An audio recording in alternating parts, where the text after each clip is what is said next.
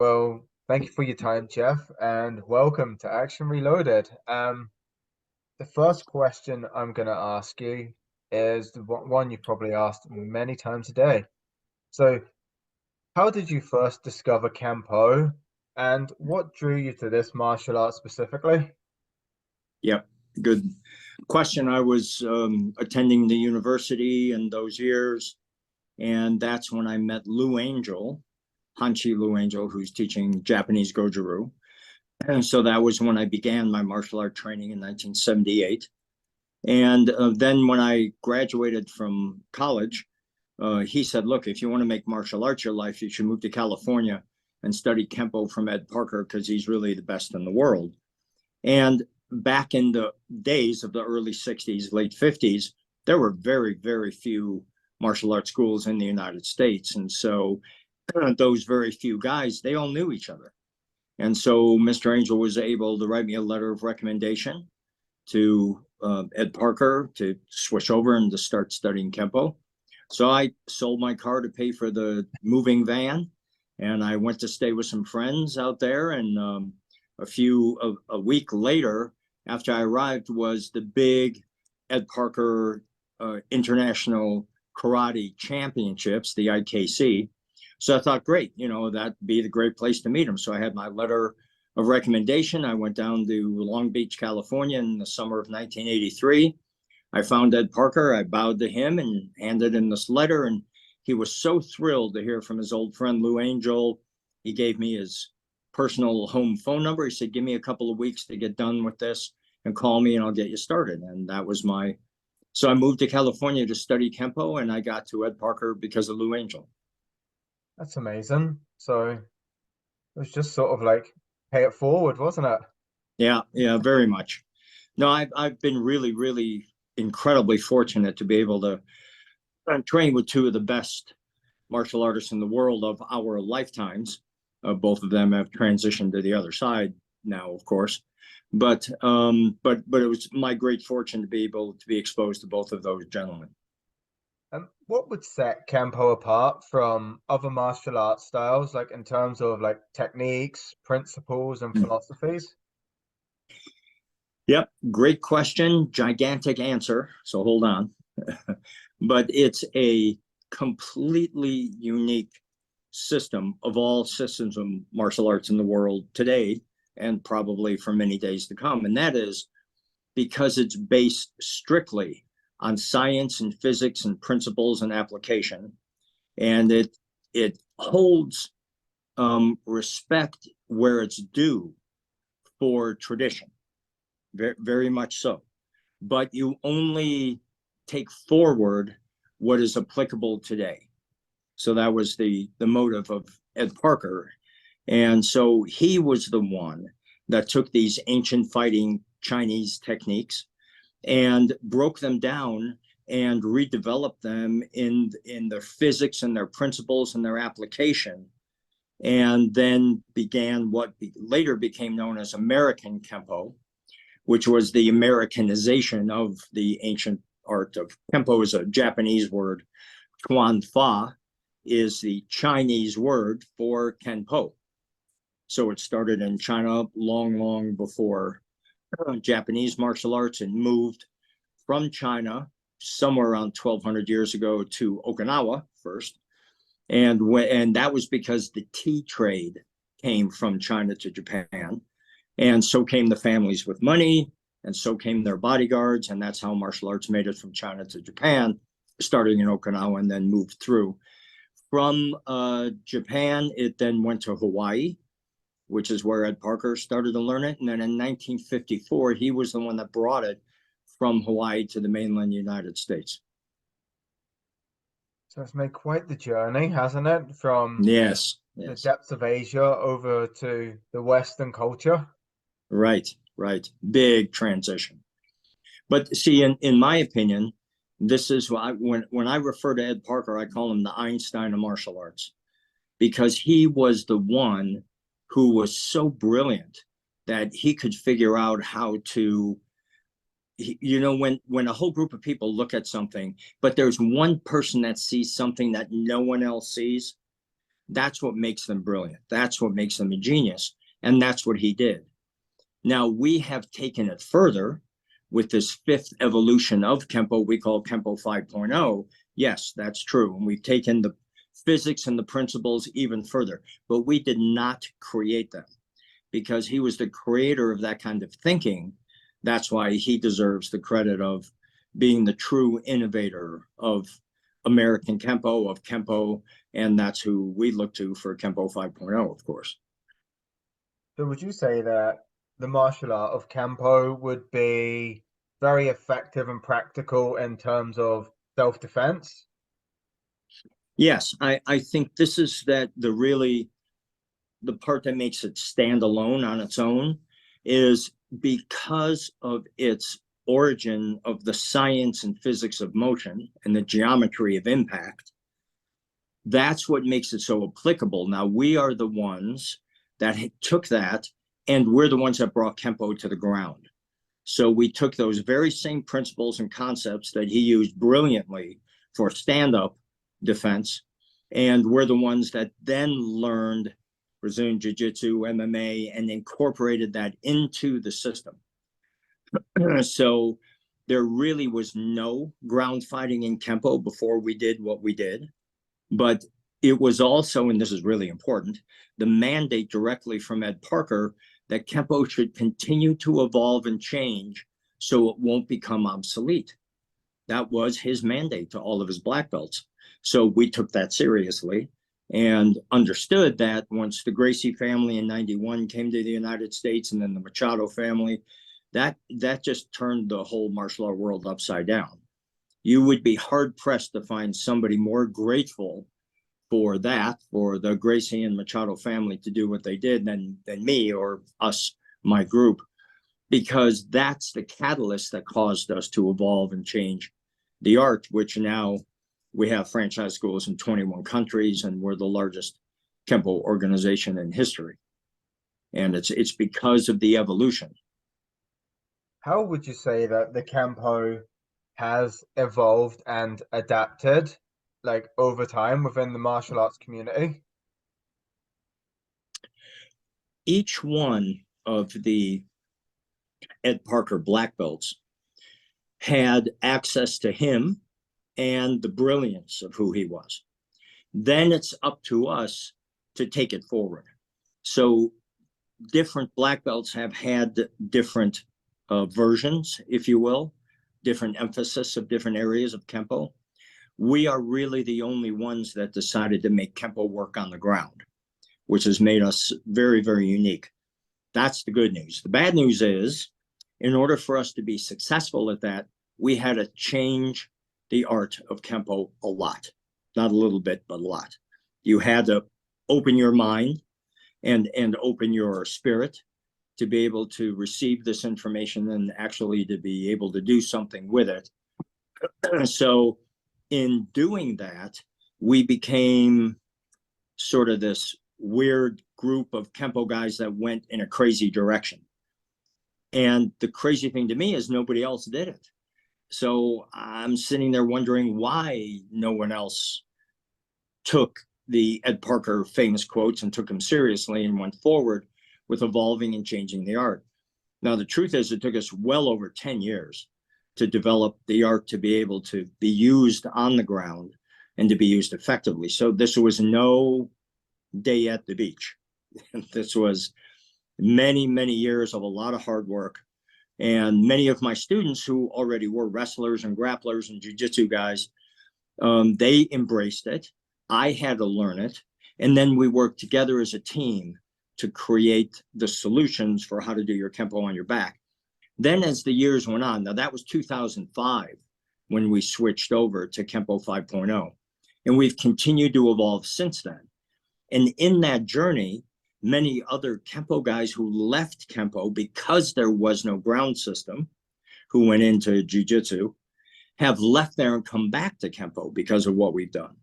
Because they understood and they knew that if you guys don't change and evolve, you're going to be sitting on the couch eating potato chips talking about the old days. And we decided not to do that. So as those other Kempo guys came back to Kempo. And as our group continued to evolve, we in turn evolved the art of Kempo 5.0 again. So technically, we teach Kempo 5.0.2. And for people that are like watching, listening, and are interested in Kempo, what would you say would be like a valuable lesson, or like what can students take away from studying Kempo? Well, what I hope, now there are huge differences in different types of Kempo. There always were differences, of course, but now they're gigantic. So the one thing I would love for people to get from Kempo in general is to switch how they think, change and think about science and physics and logic and application, real street application. And the second thing is, don't be afraid to evolve and to change and to question authority, as long as you do it respectfully. And that natural evolution of where we were and where we are now is exactly what Kempo Karate is supposed to be. One of the most famous quotes from Ed Parker is, "When I'm gone, I hope no one traditionalizes my art." Well, almost everyone did, which is kind of nutty to me, but that's their choice.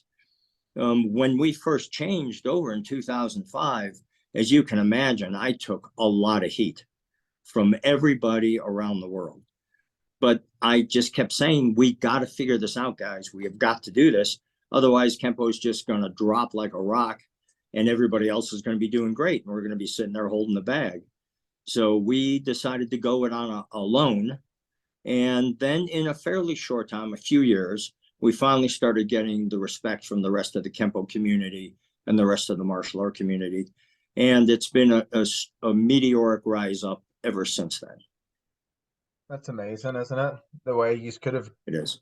you could have let the martial arts sink like a rock, or throw that raft out and save it. And Yes. look at it now, you've evolved it. And if I'm correct, it's your schools around the world, and especially one in Vegas, are very popular. And Yes. I'm safe to say that you would not be like, what would you call it? You wouldn't have practitioners sort of being like, ah, no, we're going to drop out here. I'd say your numbers are ever increasing. Yes. We are. We've been on a steady trajectory upward for ever since we started it. I actually was prepared back in 2005. I figured, well, I'm going to lose at least 20% of my student base just because they won't want to change for whatever reason. And the opposite of that happened. Everybody stayed, everybody was supportive, everybody was thrilled.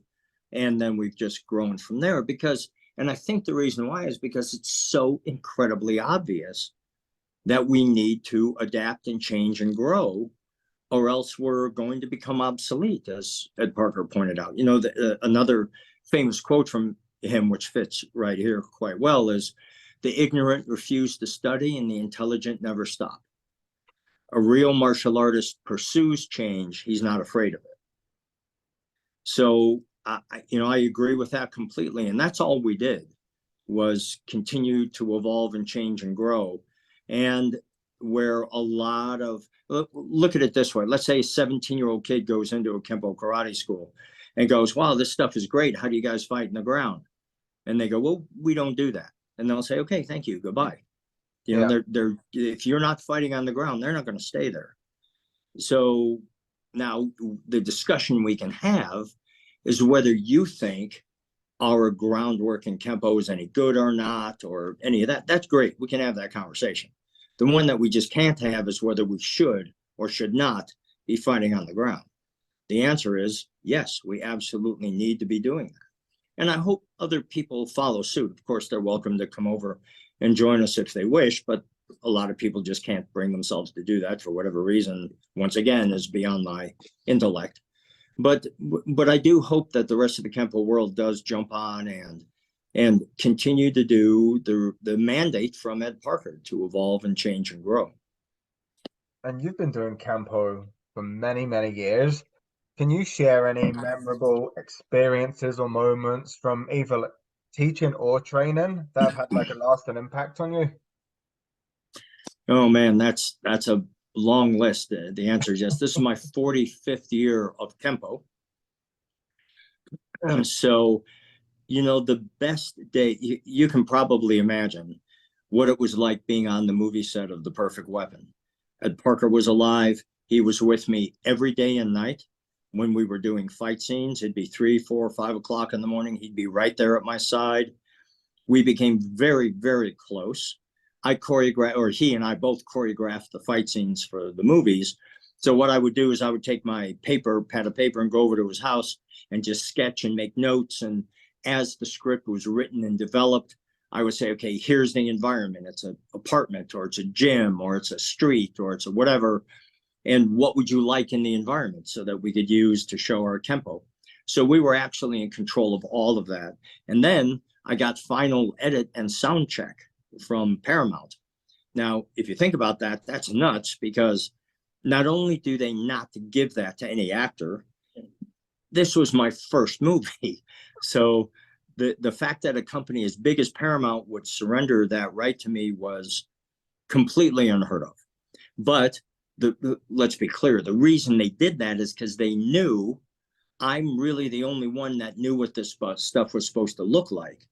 So when I first saw the edited fight scenes of the movie, I contacted the producer. I said, why is this here? This doesn't belong there. This should go here, and that goes next, and blah, blah, blah. And that's when he turned and said, okay, then why don't you come in and do it? And I said, great. I'd never been in an editing bay before, nothing. So I walked in and sat down, and the end result is, because of the work I did, the fight scenes were elongated. They were longer, because I knew this goes there, that goes here. And so that's important, because the most expensive thing you're doing in one of these movies are the fight scenes. They take forever to shoot for seconds on film, right? Yeah. 20 seconds on film could be a 12-hour day, easy. So when you think about the expense of it, then you go, okay, if I can get 3 more seconds on film of a fight scene, that's money back on the screen for me. So it worked. I made them more money by putting that stuff back up on the screen. And for us, I was able to tell the story of Kempo. This is who we are, and this is what we do. Well, you've kind of led me on to The Perfect Weapon. You made that Yes. transition awesome. So it's considered like one of your most iconic films. Um, what initially attracted you to the script and character? Yes. There were many amazing things during that time of my life. So I had been studying acting for 5 years previously to that, got little jobs as an actor here and there. I never told anybody I knew martial arts, because I didn't want to wind up doing just a schlock martial art movie like so many others. I wanted what I wanted. And so I knew if I ever got my chance to do an audition or a screen test or something for a studio, I'd better be ready. Because even if you get your break and you're not ready, you're not going anywhere. So I studied acting 5 years, so that if I ever got my break, I'd be able to deliver. So that's what happened. The producer I signed with, I got to him because in the acting workshop that I was a part of in Los Angeles, the guy that worked there teaching acting, ironically, was the guy that wrote Van Damme's second movie, Kickboxer. And we kind of became friends. And I said, we'd been friends for months. And then I found out he wrote Kickboxer. I said, wow, that's amazing. I actually do this thing called Kempo. And he was, oh, that's amazing. So he came down to watch one night. And after that, that was it. He went back to the producer of Van Damme's first 3 movies, Mark DeSalle, and he said, I got the next one. You've got to see this Kempo stuff. You won't believe it. And it took him several times, but he finally got him to come down to the karate school and for us to do a demo. And after that, he was like, okay. He signed me for 4 pictures right there. And then he was the one that got it into Paramount. So when Paramount took the Speakman deal, it came with this producer. The 4 of us were tied on all 4 movies. The first one was called The Perfect Weapon. They wrote it for me. So I was able to interact with the writer during it. So all that stuff you see in the movie, in the dojo, all of those things, that's all stuff I contributed. The Tiger and the Dragon and all of that, those were my contributions. I didn't write any of it, but I worked with the writer on a regular basis.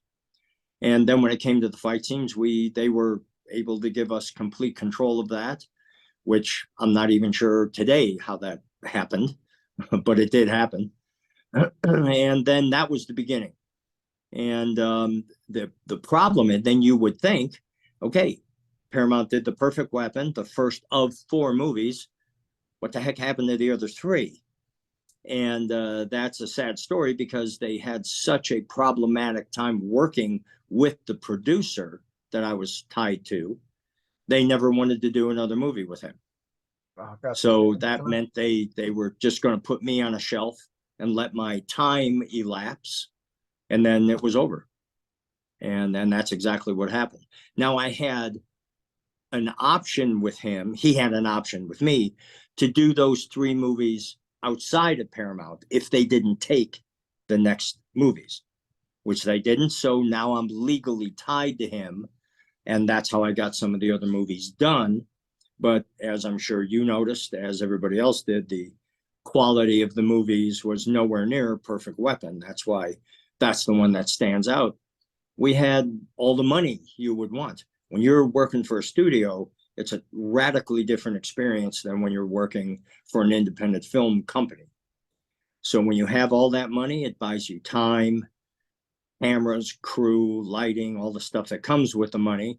So that's why the fight scenes in Perfect Weapon really stand out. But then you didn't really phone in the rest of your performances, so they still, you know, Right. you can't be accused of that. Yeah, no. And the truth is, every time now, even though the budgets for the rest of the movies were approximately 1/3 of the budgets we had for Perfect Weapon, when it was time to show up for work, I showed up for work. I didn't pull back, hold back. So we were limited. We didn't have 3 days to shoot a fight scene. We had 1 day. Okay, so we got to work harder. We got to be smarter. And you still have to deliver, because nobody is going to look at the next movie and go, well, okay, it was only 1/3 the budget, so let's forgive this and forgive that. They're not going to do that. So you still have to deliver. You have to perform. But Perfect Weapon was magic. There was nothing. You can just imagine what it was like. The first movie, the biggest production company in the world at that time, and I think still is today. They had $1 billion in cash in the bank in 1995. I mean, that's an insane amount of money. Yeah. And so you're working with the A-team. And actually, Paramount is the only studio that has worldwide distribution. All the other studios, they sell Germany, they sell Italy, they sell to other distribution companies. Not Paramount. They distribute worldwide. That's why everywhere in the world you go, the name of the movie is The Perfect Weapon. When you look at other movies, it could be named something in the United States, something different in Germany, something different in Australia. But you don't when you work with Paramount, because they're the only company that owns their own company all around the world. So it was an amazing time, And then, as I'm sure you know, Mr. Parker died right after we were done filming Perfect Weapon. So he never got to see the movie. We finished filming at the end of November. He was going back to Hawaii to see his 94-year-old mother. And as soon as he landed on Hawaiian soil at the airport, he dropped dead of a heart attack at age 59. Jesus. 59. It was so shocking and so tragic. And just think, the one thing that he wanted to do in his life that he never accomplished was to take his art to the world through film. That was the only thing. And here it is. And now it all got done exactly the way he wanted it, from the biggest production company in the world. And then he just left us like that. And that's the reason why I have not watched The Perfect Weapon since it was released in March of '91. I just can't watch it. It's just too, it's like, that's the past. I've got to get that out of my life, because the painfulness of losing somebody I was that close to, that was so much a part of everything, is just too much to deal with. So, like your most iconic film, um, you really just can't go back and watch just because of the stigma around it, so to speak. Yes, yeah, that's quite accurate. Yeah. Okay, It's the it's a weird combination of emotion. Yes, it's very based in emotion, but it also is a little bit of, that's the past now, yeah. because he's gone. So let's let it be the past. Let's move on. We have to continue to live our lives. We have to do whatever it is that's coming next. So it was a bit more than just emotion. It was like, I have to put that behind me and I have to try to move on. And if I'm always looking over my shoulder, I'm not going to be able to move forward. I've always wondered, in The Perfect Weapon, when your character is about to get robbed and he has to hand over his wallet. Yeah. Does that work in real life? Well, I'll tell you a funny story about that particular scene. We call it the wallet scene. So when you're done filming a movie, you're done. If you're going to go back after you're done filming and film more footage, that's very expensive. No, almost nobody does that because it's so expensive. You got to hire the same crew, the same everything, and get back on the horse and write it again. But Paramount wanted to do that. And it's because all of the other fight scenes in the movie were edited sort of very choppy like. There were many, many edits in one fight scene. And that's because Mark DeSalle, his three previous movies were with Jean-Claude Van Damme. So, I mean, he's extremely limited in his martial art abilities. He's a very talented, incredible athlete, but he doesn't have much depth or much range in his martial arts skill. A jump spinning kick, a reverse kick, So what you wind up doing is you shoot that one move 5 different times, and then you edit it 5 different ways to try to elongate the fight scene. Well, it's the opposite in Kempo. There's way too much material. There's like an embarrassment of riches here. So when DeSalle was done with the movie and turned it into Paramount, they wanted one fight scene that didn't have so many edits in it. So instead of re-editing it, they said, let's shoot another fight scene. So they created the alley scene, wallet scene in the alley. And DeSalle was nowhere around.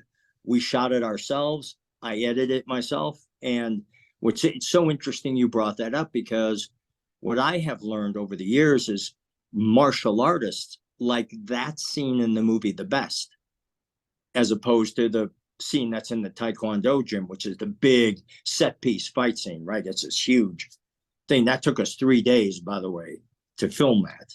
3 12-hour days to film that one fight scene. And think that lasts, what does it last? 2 minutes? And it took Wouldn't get that 3 days, these three days. 12-hour days. It's crazy. So, but the other one we just shot in like half a day.